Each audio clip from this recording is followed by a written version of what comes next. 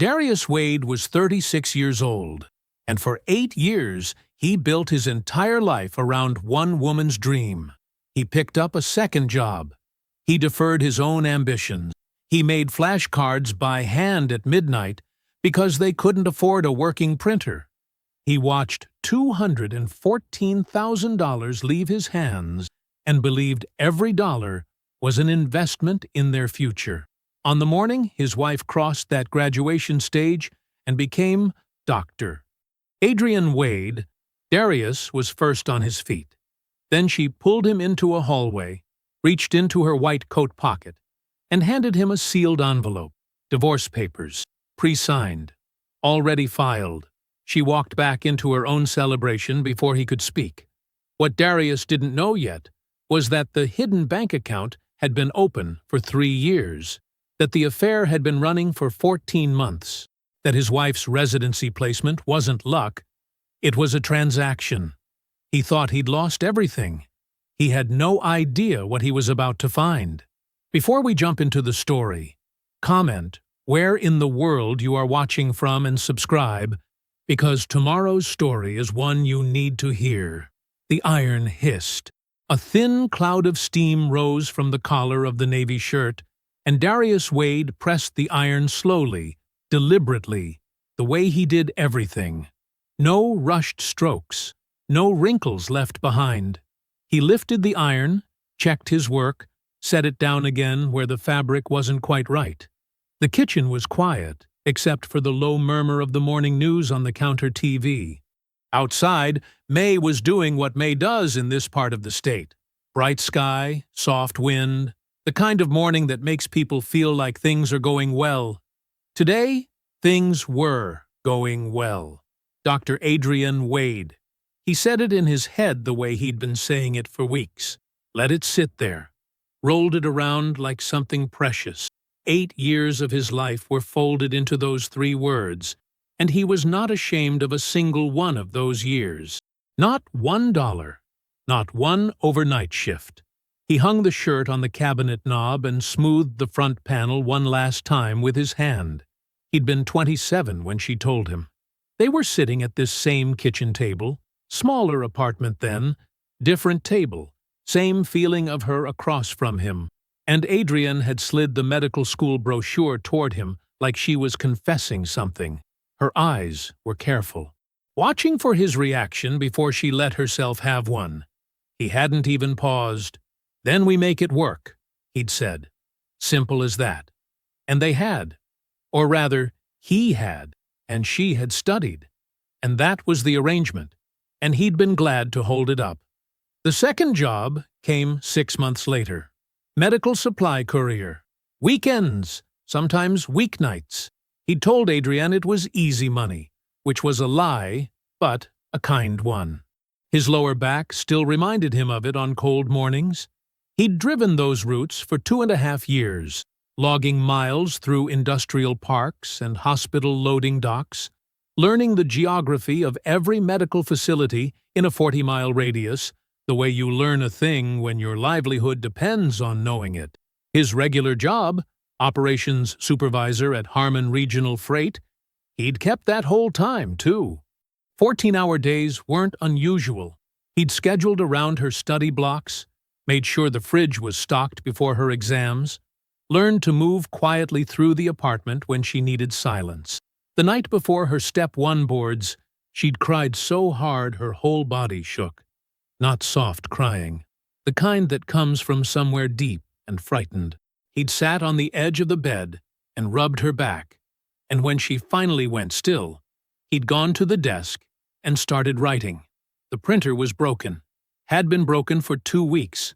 Repair costs were $80 they didn't have. So he'd made the flashcards by hand. 214 of them. Pharmacology, pathophysiology, biochemistry. He didn't understand most of what he was writing, but he wrote it carefully, in clean block letters, checking the textbook after each one to make sure he'd gotten it right. She'd woken up at 5 a.m. and found the stack on the desk beside a glass of water. She hadn't said much. She'd just looked at him in a way that, at the time, he thought meant everything. Darius buttoned the navy shirt now and checked himself in the small mirror propped against the backsplash. He was a big man, broad through the shoulders, steady in his stance. But he'd always moved carefully, like a person who understood what it meant to take up space. He looked fine. Good, even. He straightened his collar and nodded once at his reflection. His phone buzzed on the counter. Troy. We're 10 minutes out. Mama wants to know if you got the good parking spot. He smiled. His brother had been trying to protect that parking spot since 7 this morning, which was very Troy. Precise, proactive, already 3 steps ahead of a problem that didn't exist yet. Darius. Tell her I'll find one.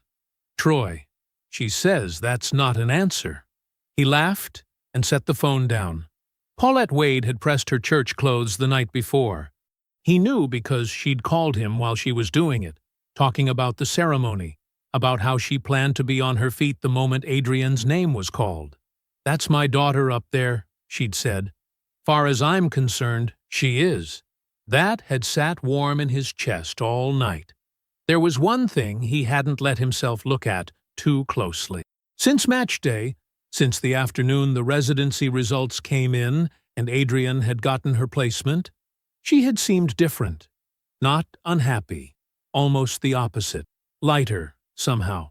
Like a woman whose bags were already packed and sitting by the door, and she was just waiting for the car to arrive. He'd noticed it the way you notice a sound you can't quite identify. There, then gone, then there again. He'd told himself it was relief. Excitement!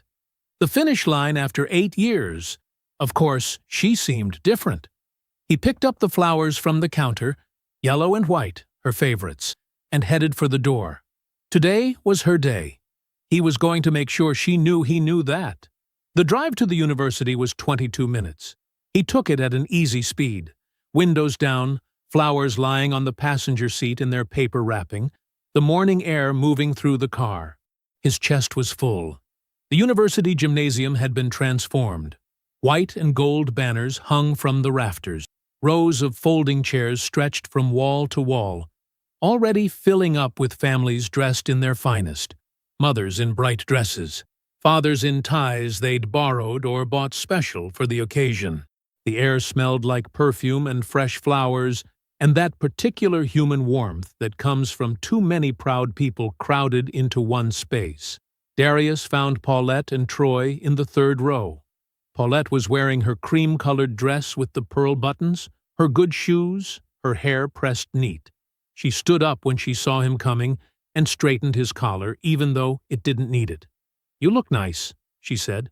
"You look better," he told her. Troy was on Paulette's other side, long legs stretched out, already scanning the program. He glanced up at Darius and gave a short nod, a whole conversation in one gesture. "Good. You're here. We're ready." They sat. The row filled in around them. Music started low from somewhere near the stage. When the graduates walked in, Paulette gripped Darius's arm. They came through the side doors in a slow procession. Black robes, gold sashes, faces split wide with relief and joy. Family members leaned into the aisles, phones raised, calling out names. Someone 3 rows back started crying before the first candidate reached the stage. Darius sat very still and watched the door. Then Adrienne was there. She walked the way she always carried herself. Head level, back straight, composed in a way that looked effortless because she'd practiced it into instinct. Her name was printed in the program. Adrienne C. Wade, M.D. She was smiling at the crowd without focusing on any one face. When she crossed the stage and the dean spoke her name into the microphone, Dr. Adrienne Wade, Darius was on his feet before the words were fully out. He clapped until his palms stung. He didn't care who saw. Paulette was beside him, one hand over her mouth, the other reaching for his elbow. Troy clapped steadily, chin up, watching his sister-in-law accept her hood, with the quiet satisfaction of a man watching a long investment pay out. On stage, Adrienne looked briefly toward their row. She smiled. It was the right smile for the moment. Warm, appropriate. Darius smiled back and thought about the 214 flashcards. The reception was held at the Meridian Hotel, 4 blocks from campus. A bright, high-ceilinged ballroom, round tables with white linens, the residency program's logo on every napkin. A jazz trio played softly near the entrance. Waitstaff moved through the crowd with champagne and small plates. Darius stayed close to Paulette for the first hour, making the rounds, shaking hands with people whose names he'd heard for years. Classmates, professors, the program coordinator who had always remembered to ask about him specifically. "You must be so proud," they said, again and again. "I am," he said, and meant it every time. He was refilling Paulette's glass of sparkling water when he noticed the man. He was standing near the far end of the room, slightly apart from the cluster of attending physicians around him, tall, well-built, somewhere in his mid-40s, dark suit, a kind of settled authority in the way he occupied space, the posture of a man who was used to rooms arranging themselves around him. He was watching Adrian, not the way a proud professor watches a graduating student, not with professional satisfaction, with something quieter than that, and more specific, a quality of ownership that wasn't about the degree or the occasion. Adrian moved across the room to greet a classmate, and his gaze followed her exactly the way a compass needle follows north. Darius looked at the man's face, filed it, looked away. He refilled his own glass, said something to Troy that he immediately forgot. The jazz trio shifted into something slower. 20 minutes later, Adrienne appeared at his elbow. "Can I borrow you for a second?" she said. Her voice was light, conversational. He followed her out through a side door into a carpeted corridor, quieter than the ballroom, lit by long fluorescent panels. The sounds of the party faded. She stopped, turned to face him. Her expression was composed, still. The specific kind of stillness that isn't calm. It's preparation. She reached into the pocket of her white coat, and she produced a sealed envelope. She held it out to him. "It's a no-fault filing," she said. "I've already retained an attorney. I hope we can handle this civilly." He looked at the envelope. He looked at her face. She had practiced this. He understood, in that moment, with a clarity that felt almost physical, that she had practiced this exact moment. The tone, the words, the hand that wasn't shaking. He took the envelope.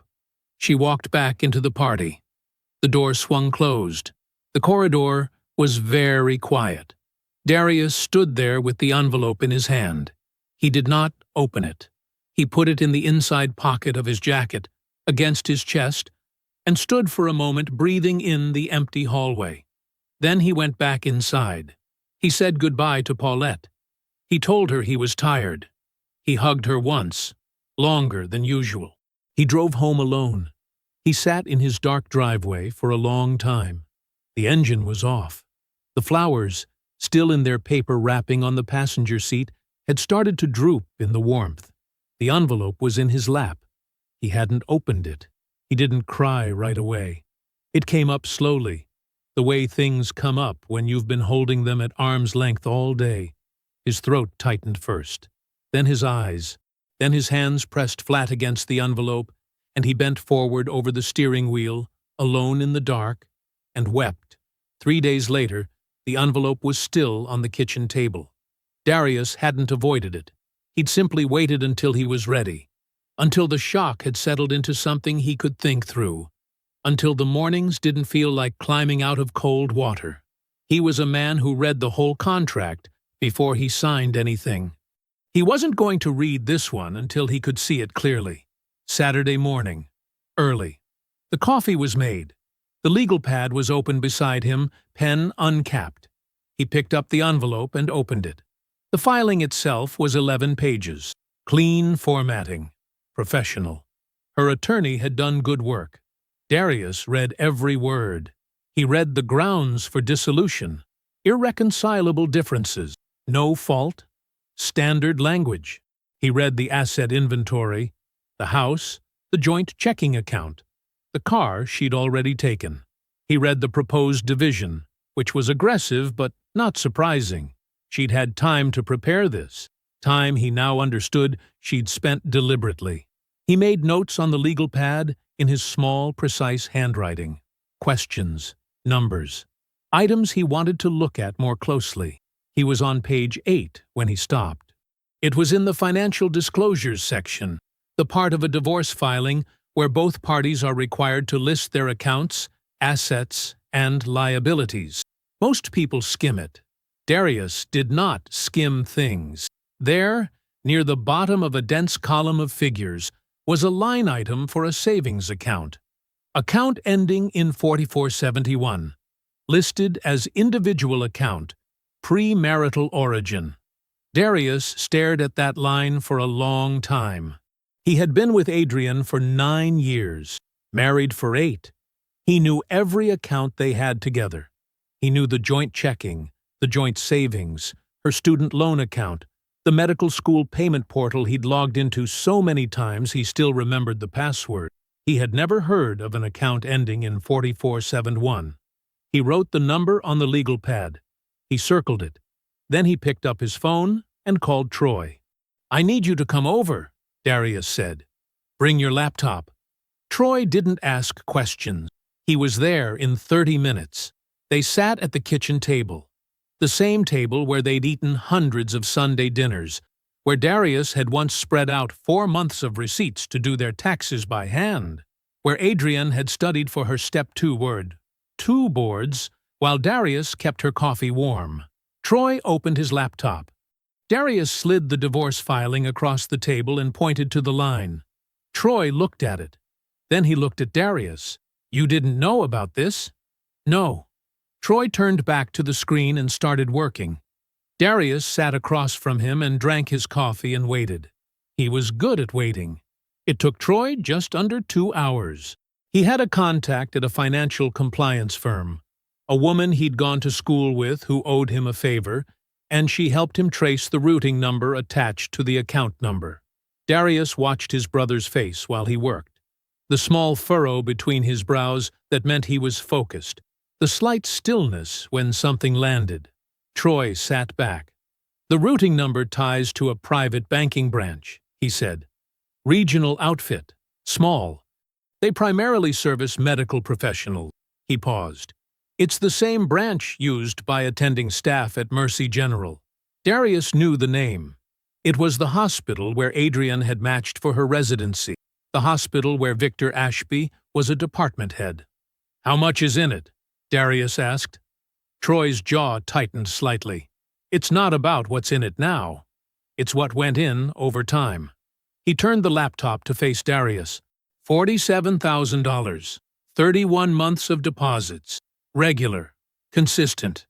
Like a paycheck going into a separate pocket. Darius looked at the screen. 31 months. 2.5 years. He thought about the second courier job he'd picked up. The one he'd told her was easy money.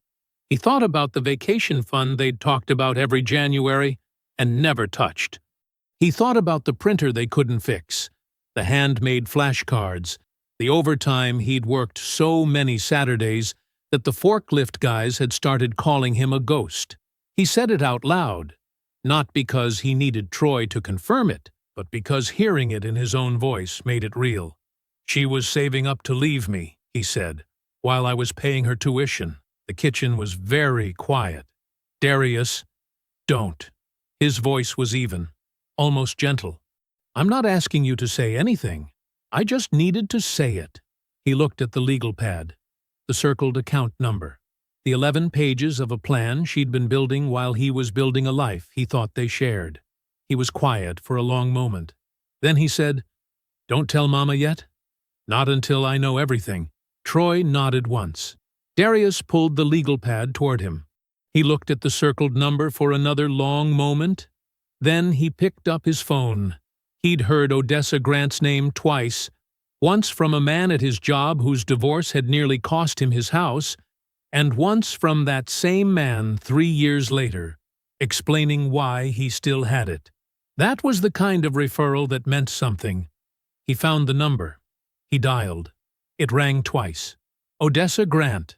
"My name is Darius Wade," he said. "I need a consultation. It's urgent." He listened. He answered her questions briefly and precisely, the way he did everything. When she gave him a time, he wrote it on the legal pad in the same small handwriting he'd used for the account number, the routing number, and every other piece of this thing he was only beginning to understand. He ended the call. He set the phone down on the table. He looked at the divorce filing, at her name on the first page, the title she'd spent 8 years and his money earning, the document she had handed him in a hallway while the party went on behind her. Something in his chest that had been soft for 3 days went solid. Not hot, not loud, just solid. He reached for the pen and turned to a clean page on the legal pad. He began to write. Odessa Grant's office was on the 4th floor of a narrow brick building downtown, the kind of building that had been there for 50 years and wasn't trying to impress anyone. The waiting area had 2 chairs, a small table, and a framed print of Harriet Tubman on the wall. No flowers, no soft music, just clean light coming through Venetian blinds and the distant sound of traffic below. Darius was early. He sat with the folder on his lap and waited. Odessa herself came out at exactly 9 a.m. She was shorter than her voice had suggested, compact, dark-skinned, with close-cropped natural hair and reading glasses pushed up on her head. She wore a charcoal blazer and moved like someone who had nowhere to be except exactly where she was going. She did not smile warmly. She shook his hand once, firmly, and said, "Come in." Her office was organized the way Darius liked things organized. Everything visible, everything intentional. She sat behind her desk. He sat across from it. He placed the folder on the surface between them without being asked. She opened it. She read. She did not speak for several minutes. Darius respected that. When she looked up, she said, "Tell me about the account." He told her. Concise. Factual. The routing number. The banking branch. The 31 months. The $47,000. Troy's findings. The connection to Mercy General. Odessa listened with her hands flat on the desk. When he finished, she was quiet for a moment. Then she said, "In this state, documented financial support for a spouse's professional education creates a reimbursement claim. It's not automatic, but it's legitimate, especially in a long-term marriage where one party demonstrably reduced their own financial advancement to fund the others." She tapped the folder. "But this account changes the shape of the whole thing. It's not just a divorce filing anymore. If she was systematically moving money into a private account over 2.5 years, during the marriage, without your knowledge, that's financial fraud. That's concealment of marital assets." Darius nodded slowly. "What do you need from me?" "Everything," she said. It wasn't dramatic. It was just precise. Every tuition payment, every loan in your name, every joint bill you paid alone, receipts, bank statements, tax returns. If you wrote a check for it or your name is on the account, I need to see it. We're going to build a number. How long do I have? I want it within the week." He stood, picked up the folder and said, "You'll have it." He and Troy spent 4 evenings at the kitchen table. Troy brought his laptop and his professional patience. Darius brought 8 years of records he'd kept in a filing cabinet in the spare bedroom. The organized kind, labeled and sorted, because that's how he'd always been. Every January he filed the year away. He had never imagined this was why. They pulled everything. Tuition payments to the medical school, 4 years of them, each one documented, most of them coming directly from Darius's accounts. The federal loans that had been taken in his name because her credit, early in the marriage, wasn't strong enough to carry them alone.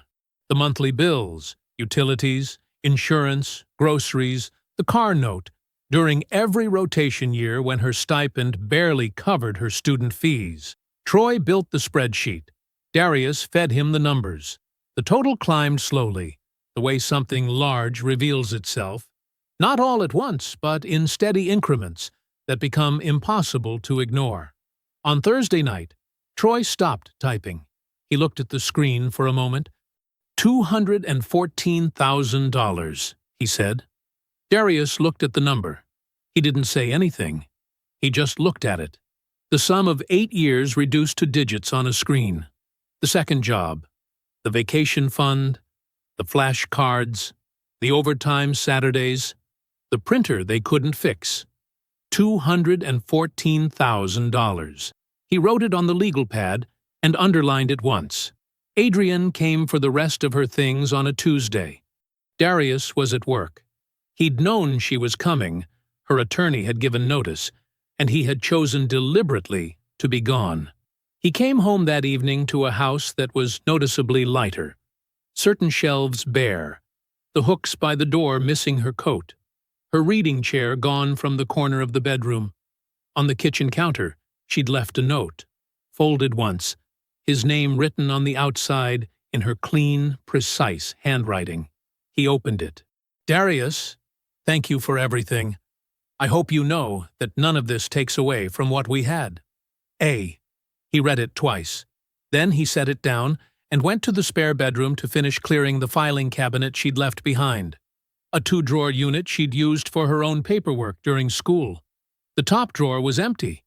The bottom drawer had a hanging folder with a few old documents, her undergraduate transcripts, a copy of her MCAT scores. In the back of the folder, tucked flat against the cardboard, he found 2 things: a hotel key card, white, unmarked, the kind that could have been from anywhere, and behind it, a birthday card. The front had a simple design, clean, expensive-looking. He opened it. The handwriting inside was not his. To the future, Dr. Wade, I'll make sure you get everything you deserve. V. The date was printed at the top in Adrienne's handwriting, the way she always marked cards before she filed them. 14 months ago. Darius stood in the spare bedroom for a long moment. The light was on. The filing cabinet drawer was still open. The card was in his hands. He set the card on top of the cabinet. He took out his phone. He photographed the card. He photographed the key card beside it. He photographed them together.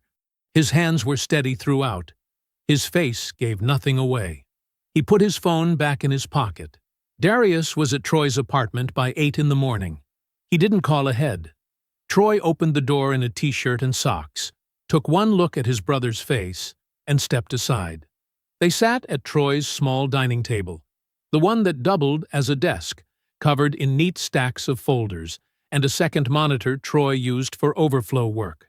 Darius laid his phone on the table and pulled up the photographs. Troy studied them without touching the phone. The key card first, then the card. He read Victor's handwriting slowly, then looked at the date Adrienne had marked in the top corner. 14 months, Troy said. Yeah. Troy leaned back. He was quiet for a moment. Then he opened his laptop. Give me a minute.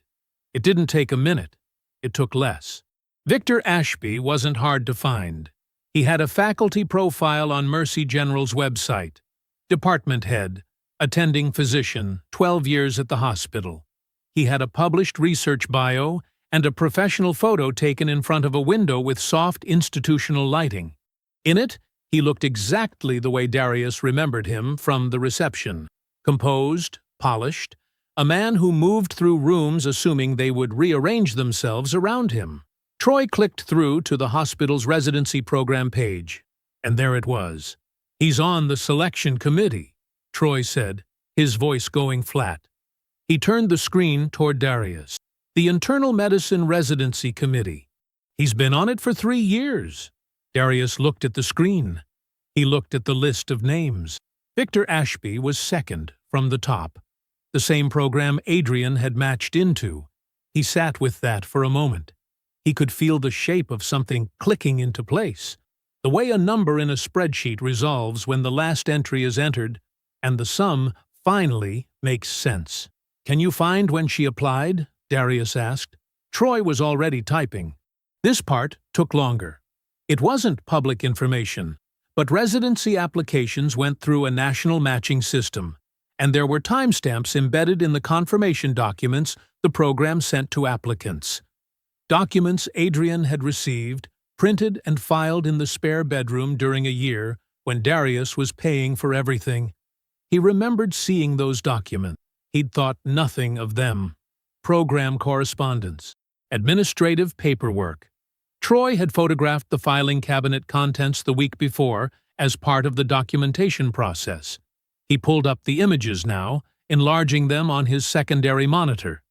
He found the confirmation letter. He found the timestamp. He stopped. Darius, tell me. Troy turned the monitor so Darius could read the date on the letter. She submitted her application to Ashby's program 6 months before she told you she matched there. The room was quiet. 6 months before, Darius repeated. She didn't randomly match, Troy said carefully. She applied directly to his program. His specific program. 6 months before she ever said anything to you about it. Darius placed both hands flat on the table. He stared at the screen. The picture assembled itself in full now, and there was nothing left to guess at. Adrienne had not made a sudden decision. She had not stumbled into an affair and then scrambled to recover her life. She had drawn a plan, careful, long, constructed over years, and she had worked it step by step. Victor hadn't been a distraction from her career. He had been the next rung on a ladder she'd been climbing while Darius was paying the rent. She had used Victor to guarantee her placement, and she had used Darius to fund the degree that put her in the room to be placed. The hidden account, the birthday card, the residency application, the pre-prepared envelope. None of it was sudden. None of it was impulsive. All of it was deliberate. She planned this for over 2 years, Darius said. Not a question, just the fact, stated plainly, because it needed to be said out loud at least once. Troy said nothing. He didn't have to. Darius sat still for a long moment. Then he picked up his phone and called Odessa. He told her everything in order. The committee roll, the application timestamp, the 6 months. He read her the date on the confirmation letter and the date Adrienne had told him about the match. Odessa was quiet for longer than usual. When she spoke, her voice had a different quality to it. Not warmer, exactly, but sharper. Like something had come into focus for her, too. That's not just a divorce case anymore, she said. What you're describing, a sitting committee member influencing a selection process for a personal relationship, that's a professional ethics violation. A serious one. There's a board process for this. I know exactly who to call.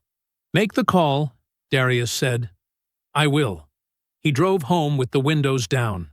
The morning air was cool and flat, the kind of air that doesn't ask anything of you. He kept both hands on the wheel, drove the speed limit, stopped fully at every stop sign. Back in her office, Odessa Grant pulled up a blank document on her screen. She set her reading glasses on her nose, positioned her fingers on the keyboard, and began to draft the formal ethics complaint against Victor Ashby. Darius turned onto his street. He pulled into his driveway. He sat for a moment, looking at the front of the house. Then he got out of the car and went inside. Odessa filed at 9:04 in the morning. Darius knew because she sent him a one-line email with the timestamp and a scanned copy of the filing attached. No commentary, no reassurance, just the document and the time, which was exactly what he'd asked for and exactly what he needed. He read through it at his kitchen table with his second cup of coffee.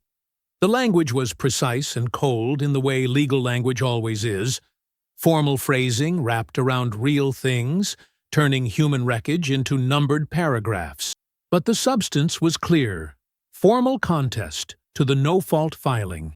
Financial fraud allegation. Full asset discovery requested. The hidden account named explicitly, with dates and deposit totals. 14 pages. 8 years. 1 filing. He closed the document and went to work. Odessa placed the asset hold the same morning, before noon. It was clean and surgical. A formal legal notice to the joint account institution, flagging the undisclosed account and blocking any transfer of marital assets pending the discovery process. Adrienne's carefully arranged financial exit had just been frozen mid-step. She wouldn't know it until she tried to move something and found it wouldn't move. She didn't know yet. That was the part Darius kept returning to as he sat at his desk at the freight yard, working through a routing issue on a delayed shipment. Adrienne was somewhere in her new life right now. Maybe at the hospital. Maybe with Victor. Moving through her day with the quiet confidence of a woman who believed she had already won. She had signed papers. She had secured an attorney. She had planned for years and executed cleanly, and walked away from a party without looking back. She didn't know what was already in motion. Darius approved the rerouted shipment and moved on to the next item in his queue. That evening he drove to Paulette's house. She lived 20 minutes away in the same neighborhood where Darius had grown up. A small brick house with a front porch and a flower bed she maintained with the same deliberate care she applied to everything in her life. The lights were on inside. He could see the blue flicker of the television through the curtain. She opened the door before he knocked. She'd seen his headlights from the window. "Come in," she said. She looked at his face and didn't ask any questions. She just stepped back and let him inside. They sat at her kitchen table, the same table where Darius had done homework as a boy, where Paulette had graded papers on weekend evenings, where the family had eaten every holiday meal he could remember. She put a glass of water in front of him without being asked. He told her everything.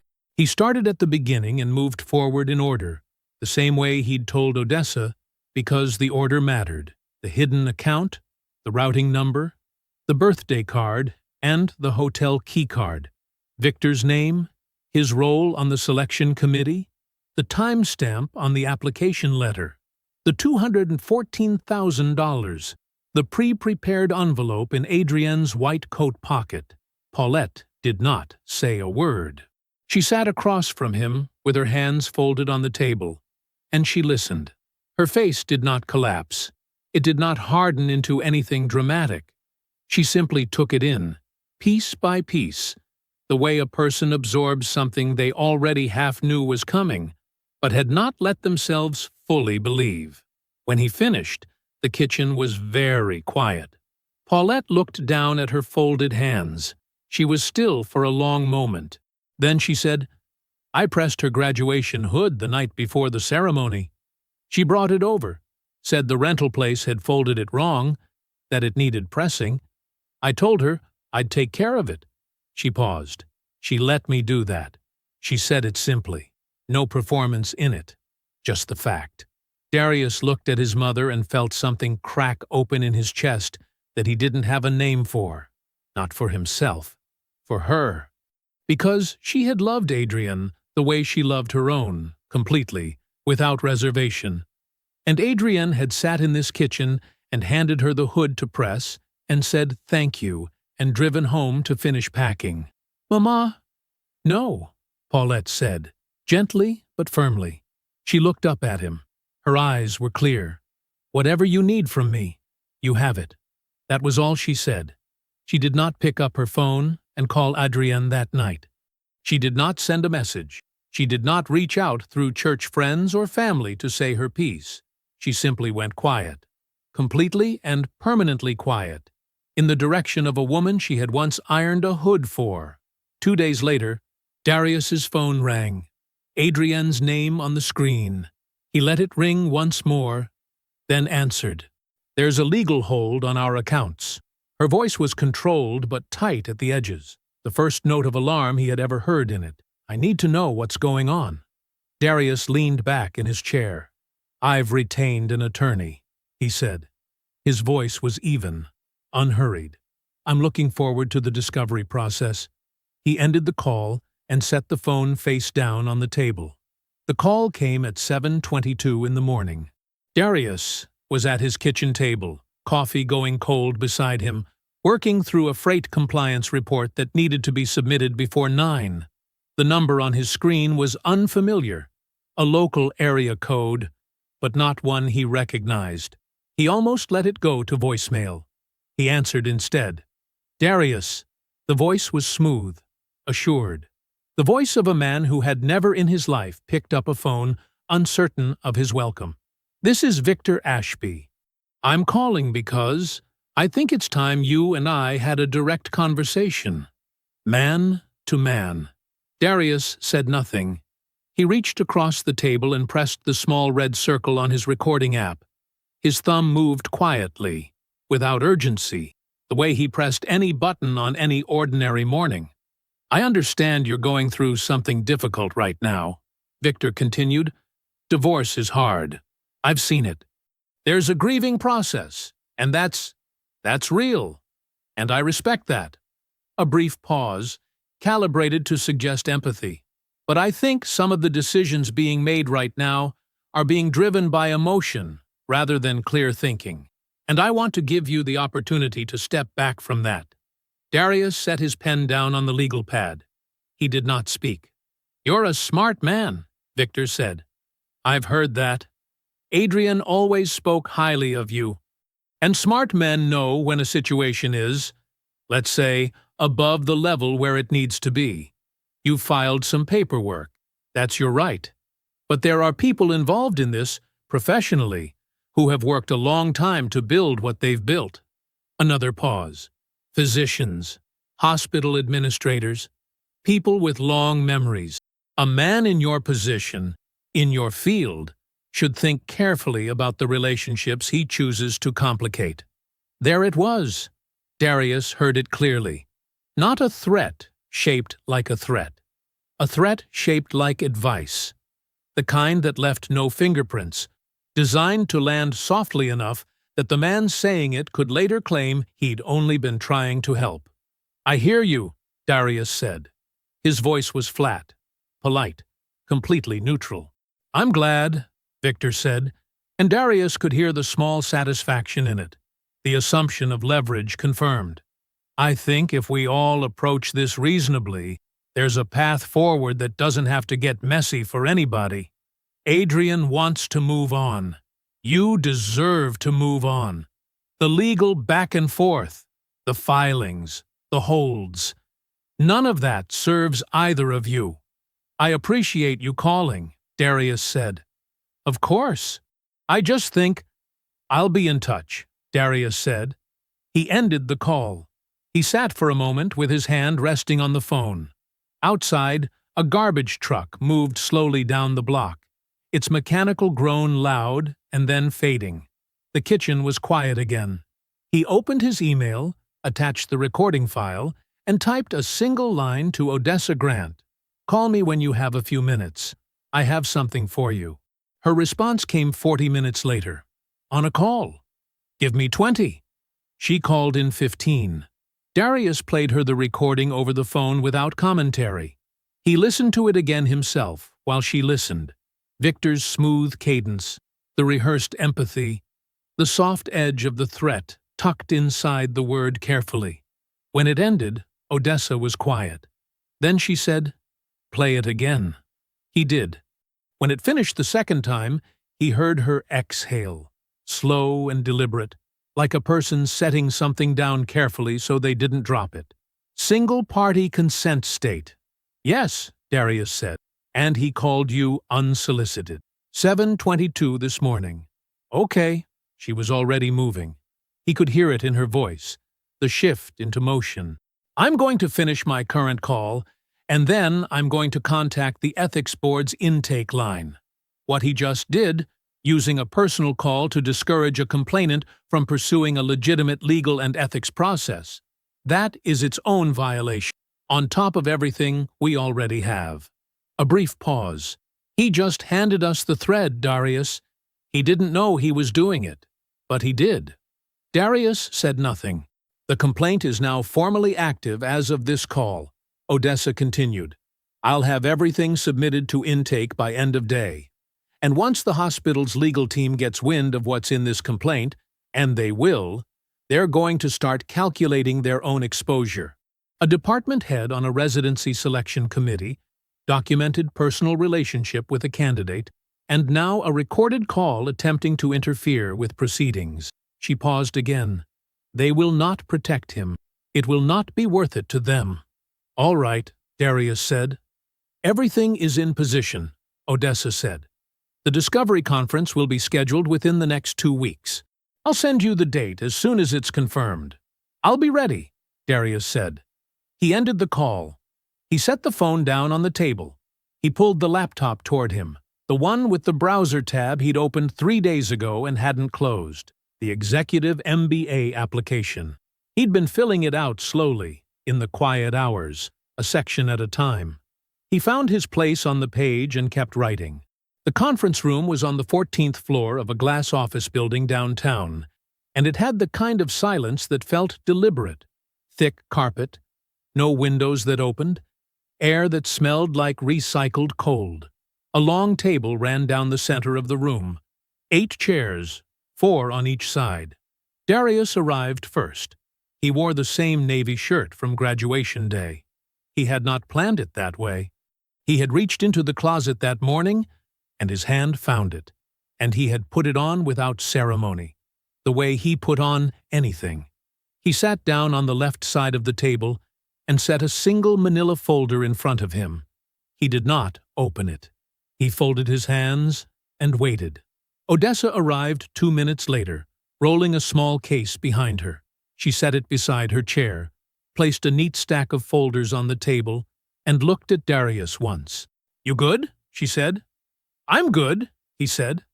She nodded and opened the first folder. Adrian and her attorney arrived at 9:10.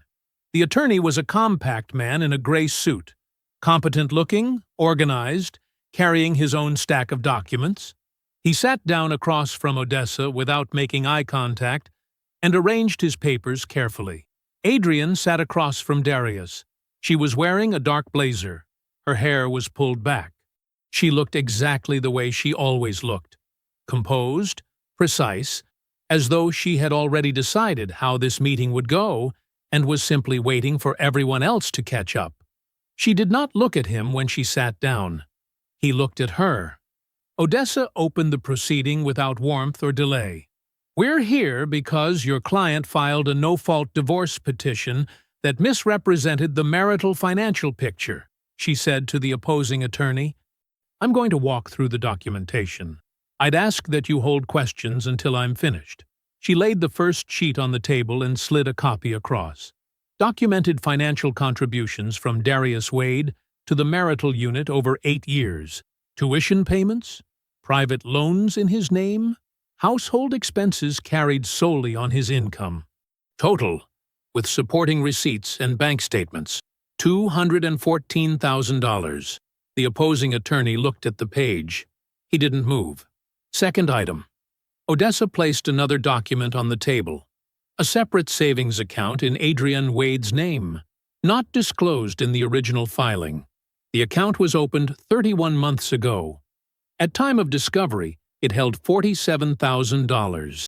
The routing number traces to a private branch used primarily by physicians and staff at Mercy General Hospital. Adrian's attorney looked up from the page. He looked at Adrian. She did not look at him. Third item. A photograph, printed cleanly. A birthday card recovered from a filing cabinet left in the marital home. The card is signed by Victor Ashby and dated 14 months ago. The language in the card references Dr.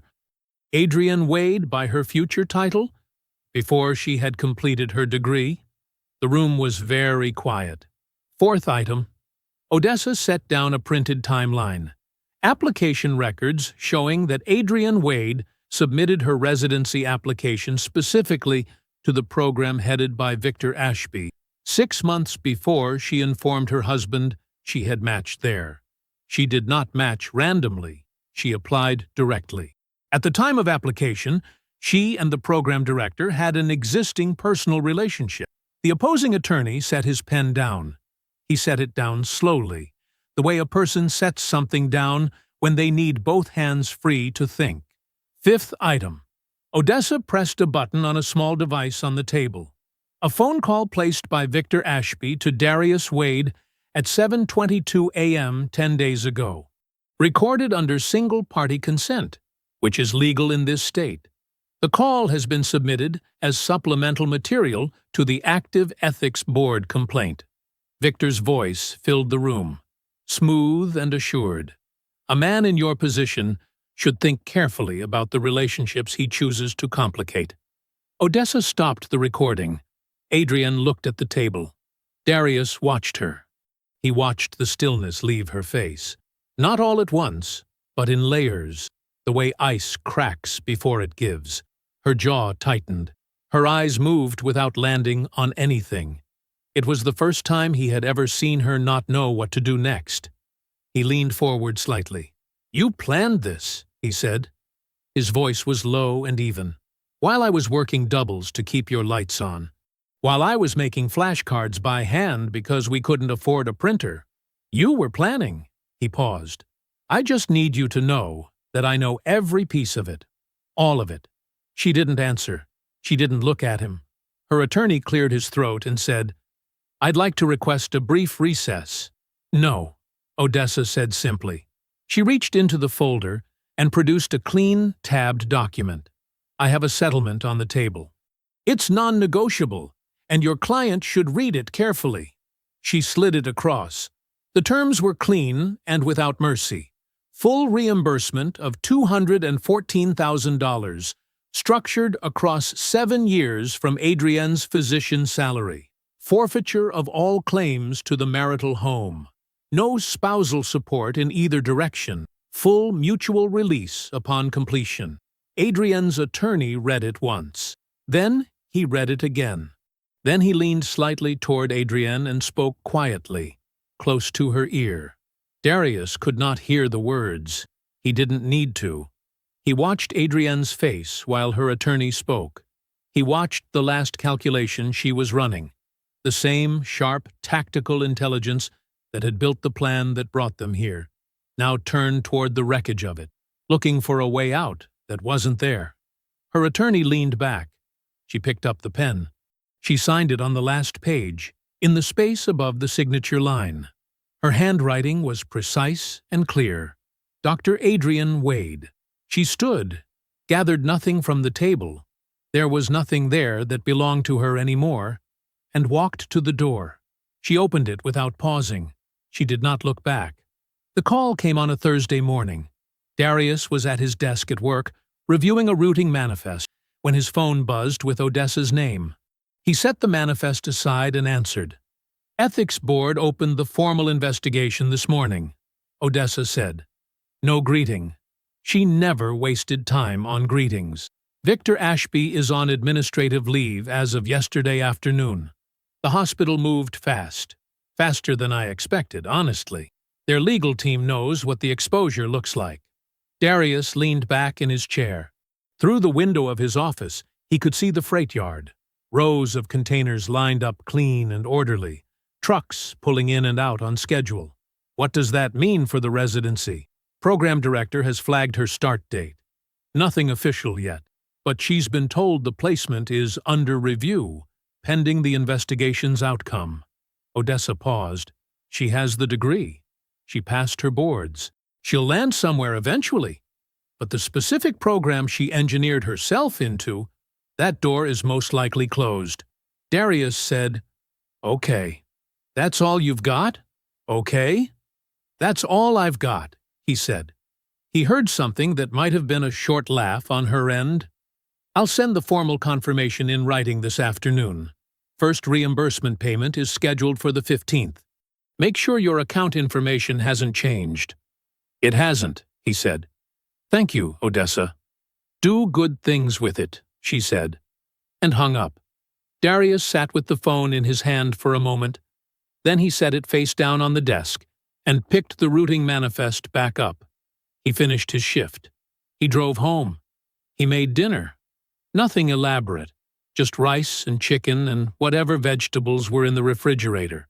He ate at the kitchen table with the news on low in the other room, and his MBA coursework open beside his plate. He slept well that night. He had been sleeping well for weeks. The news about Victor moved through certain circles the way news always does. Not announced, just suddenly known.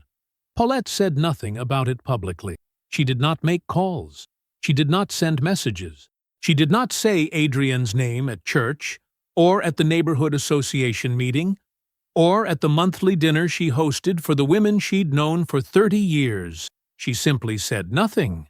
And in the particular world Paulette Wade inhabited, where she had spent decades being warm and present and generous with her words, her silence had weight. The women noticed. They did not ask direct questions, because they did not need to. They watched Paulette's face when Adrian's name came up, and they saw exactly what they needed to see. A woman who had closed a door and locked it, and was not going to explain why. The social architecture Adrian had assumed would be there. The extended family goodwill, the community warmth, the network of people who had watched her graduate and celebrated her success, quietly stepped to the side, not with hostility, not with confrontation, just with absence. It was, in its own way, more complete than anything louder could have been. Adrian called on a Sunday evening 3 weeks after the settlement. Darius was on the couch with a book when his phone lit up with her number. He looked at it for one ring. Then he answered. "I need to say something," she said. Her voice was even, controlled. She sounded like herself. He said nothing. He waited. "What I did was practical," she said. "I know you don't see it that way, but I worked. I worked incredibly hard for that degree. For years. Every exam, every rotation, every overnight shift in that hospital. I earned it. Whatever else happened between us, I earned that." Darius looked at the far wall. He let her finish. "I just think you need to understand that," she said. "I'm not a bad person. I made calculated decisions, and I worked hard, and I built something real." There was a pause. She seemed to be waiting for him to respond. To argue, maybe, or to agree, or to finally let some of the feeling out that she had always expected was underneath his quiet. He didn't give her any of it. "You earned it," he said. His voice was calm and flat as a table. "I paid for it, and now you're paying me back." He let that sit for exactly 1 second. "We're square." She didn't say anything. "Take care of yourself, Adrian," he said. He ended the call. He set the phone down on the cushion beside him and picked his book back up. Found his page. The evening was quiet. The house was his. Every room, every piece of furniture, every inch of it, and the quiet in it felt different than it used to. Not empty, just still. He read until he was tired. Then he turned off the lamp and went to bed. He never spoke to her again. 14 months. That was how long it had taken the kitchen table to feel like a kitchen table again. Darius sat at it now. Early morning, the sky outside still gray and soft at the edges, coffee steaming in the mug beside his elbow. His MBA coursework was spread in front of him. A highlighter, a legal pad with notes in his own handwriting. The kind of work that belonged entirely to him, paid for entirely by him, chosen entirely by him. He had enrolled in the executive program 8 months ago, not because anyone told him to, not because he needed the credential to keep his job. He had enrolled because one evening he was sitting in this same chair and he realized that for 8 years he had been quietly setting aside every ambition that wasn't directly useful to someone else's goals, and that the thing he had always been curious about, the business side of operations, the strategy behind the systems he managed every day, had just been sitting there waiting on him to come back for it. So he did. The first reimbursement payment had cleared the last of his personal debt in the 2nd month.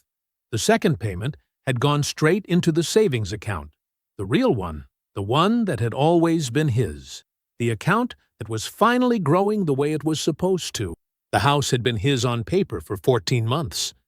But it had taken a little longer than that for it to feel true in his body, the way he moved through it in the morning, unhurried, without the low-grade awareness of someone sharing space with a person who had already left. Now it just felt like home. Troy had been promoted in the spring, senior associate, which meant better hours and a small team of his own to manage. He had called Darius from the parking lot right after he found out, and Darius could hear him grinning through the phone before he even said a word. Sunday dinners at Paulette's had become a fixed thing. Every week, without planning, Darius would pull up, and Troy's car would already be in the driveway, and he could smell whatever Paulette had made before he even got to the door. There was no performance to it. No one was on their best behavior. No one was managing the energy in the room. It was just the three of them at the table, talking about nothing, talking about everything. Darius had thought about that more than once, how much quieter those dinners felt now, and how that quietness was actually the sound of a room that wasn't working around something. The table felt like what it had always been supposed to be, simple, loud sometimes, comfortable all the time. He had met someone. Her name was Renata. She worked in hospital administration. The irony of that had not escaped him, or Troy, who had made exactly one joke about it and then let it go. She was easy to talk to. She laughed fast, and it was real when she did. They had been seeing each other for about 5 months, and it was careful and unhurried, and nothing like the full-force feeling he had thrown himself into at 27. That was fine. That was actually better. He was in no rush to be anywhere he hadn't chosen carefully. Victor Ashby had been formally terminated 9 months ago. The ethics board finding was public record. Misuse of professional authority. Inappropriate influence over residency selection. The hospital had made it clean and quick because the alternative was messier than they could afford. Victor was appealing, which meant his name and the full account of what he had done would live in legal documents and public filings for years. Every appeal, every continuance, another entry in the public record. He had called Darius to warn him about making enemies of physicians. Now his name was attached to a finding that would follow him for the rest of his professional life. Adrienne had completed her residency, not at the program she had spent 2 years engineering her way into. That door had closed before she ever walked through it. She had matched, eventually, at a smaller program in a different city. Solid, functional, nothing like what she had planned. She was a doctor. She would always be a doctor. But the life she had built the plan around, the placement, the proximity to Ashby, the clean exit into a world that was already waiting for her, none of it had arrived. She had the degree and the title. She had lost everything else she had tried to take with her. Darius did not think about her often. When he did, it was brief and without heat. Just a fact, filed away. A chapter that had closed. He reached for his coffee and looked around the kitchen. The morning light was starting to come through the window now, slow and pale, touching the countertops, the floor, the table he had sat at through the worst of it, and was sitting at still. He looked at his notes. He looked at the coursework. He looked at the room that was entirely, legally, completely his. Then he picked up his highlighter and went back to reading. He had paid for her future. Turned out, he'd been paying for his own all along. I hope you enjoyed that one. Be sure to like the video and subscribe so you don't miss the next story. I've picked out 2 more for you that I think you'll really like.